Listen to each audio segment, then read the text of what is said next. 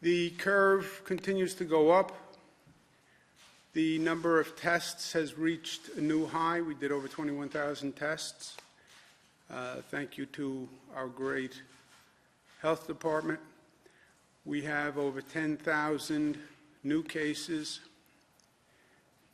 102,000 total tested positive, 14,000 hospitalized, 3,700 ICU patients, 8,800 patients discharged. That's good news. Number of deaths, highest single increase in the number of deaths since we started, 2,300 to 2,900 deaths.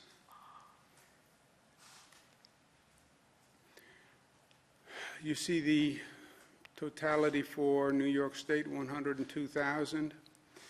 New Jersey, California. Remember when this started, New York had airports that were designated entry zones. This is an international destination, international hub. We have people coming from across the world sooner and at a higher rate than anyone else. Total hospitalization, 1,400. That's also a new high. Daily ICU admissions is down a little bit, but you had more deaths, you have more people coming into hospitals than any other night. Also more people going out, which is obviously the ebb and the flow that's coming in and out of the hospital system. The hotspots, we now track on a nightly basis how many people go into what facility, so we can track the increase in what's happening. You see an increase in New York City, as we knew. Certain communities, frankly, more in New York City than other communities. But you also see an increase on Long Island, which is something we're concerned about. Long Island does not have as elaborate a healthcare system as New York City. We don't have the same amount of resources on Long Island, and we see an increase in the number of cases on Long Island, and that has us very concerned. Supplies, PPE, are in short supply, as they are across the country. We need companies to make the materials.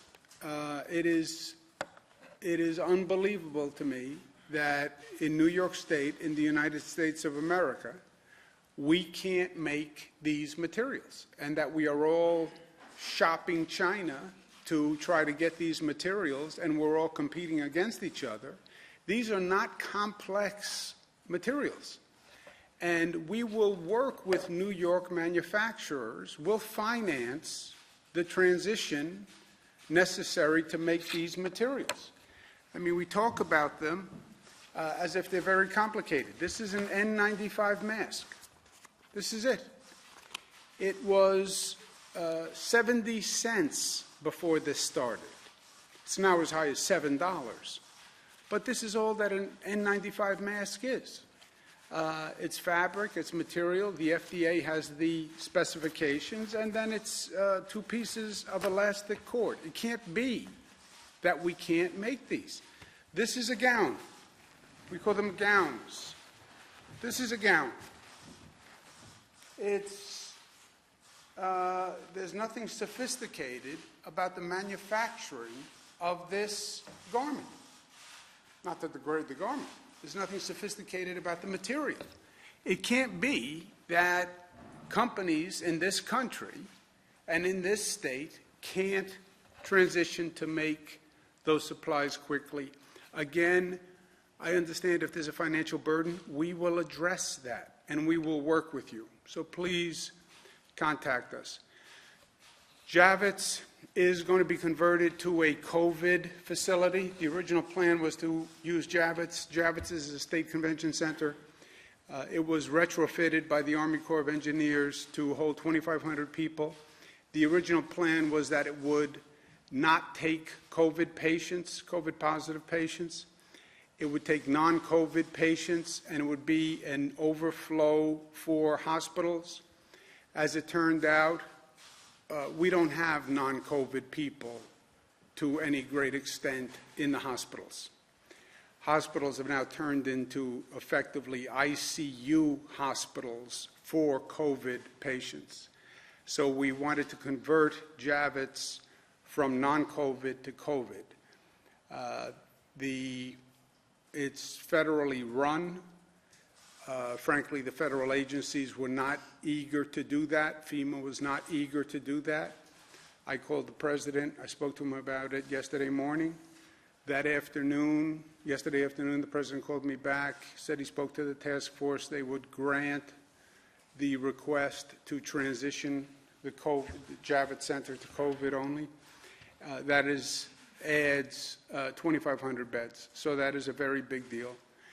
And I thank the president for doing it. He did it despite the fact that the federal agencies were not eager to do it, and he did it quickly. So I thank him for that. It's a big deal for us. We're still challenging, we still have the challenge of ventilators. We don't have enough, period. I'm not going to get into a situation where we know we are running out of ventilators and we could have people dying because there are no ventilators, but there are hospitals in other parts of the state that have ventilators that they're not using. I'm just not going to allow us to go there. I think it would be wholly irresponsible. So I'm going to sign an executive order that says the state can take ventilators and PPE from institutions that don't need them now and redeploy them to other parts of the state and other hospitals that do need them. Those institutions will either get their ventilator back or they will be reimbursed and paid for their ventilator so they can buy a new ventilator. I can't do anything more than that, but I'm not going to be in a position where people are dying and we have several hundred ventilators in our own state somewhere else.